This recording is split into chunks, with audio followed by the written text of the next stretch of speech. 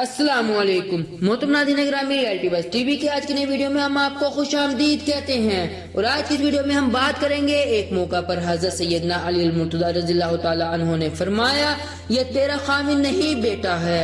حضرت سیدنا علی المرتضی رضی اللہ تعالی عنہ نے خلافت کے زمانے میں کوفہ میں قیام کے دوران ایک شخص کو بلایا اور اسے فرمایا کہ وہ فلاں مکان میں جائے اور وہاں جا کر ایک مرد اور عورت آپس میں جھگڑا کر رہے ہیں، انہیں لے کر میرے پاس آئے۔ جب وہ دونوں مرد اور عورت آپ رضی اللہ تعالیٰ عنہ کی خدمت میں حاضر ہوئے تو آپ رضی اللہ تعالیٰ عنہ نے دریافت میں فرمایا کہ تم دونوں کیوں جھگڑ رہے ہو؟ مرد نے کہا، امیر المومنین، میرا اس عورت سے نکاح کل ہوا، رات کو جب میں اس کے نزدیک جانے لگا تو مجھے اس سے نفرت ہو گئی، جس پر ہمارے درمیان جھگڑا شروع ہو گیا۔ حضرت سیدنا علی المرتضی رضی اللہ تعالیٰ عنہ نے حاضرین محفل کو جانے کا کہا۔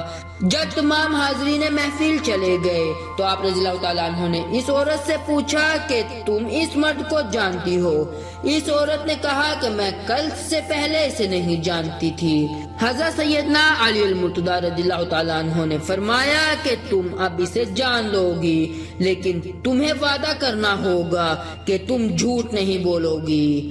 اس عورت نے آپ رضی اللہ تعالیٰ عنہ سے وعدہ کر لیا۔ حضرت سیدنا علی المرتضی رضی اللہ تعالیٰ عنہ نے فرمایا تم فلاں شخص کی بیٹی ہو اور تمہارا نام یہ ہے۔ عورت نے اس بات کا اقرار کیا۔ آپ رضی اللہ تعالیٰ عنہ نے فرمایا کہ تم جوانی میں بہت خوبصورت تھی اور تمہارا چچا زاد بھائی تم پر جان چھڑکتا تھا اور تم بھی اس سے محبت کرتی تھی۔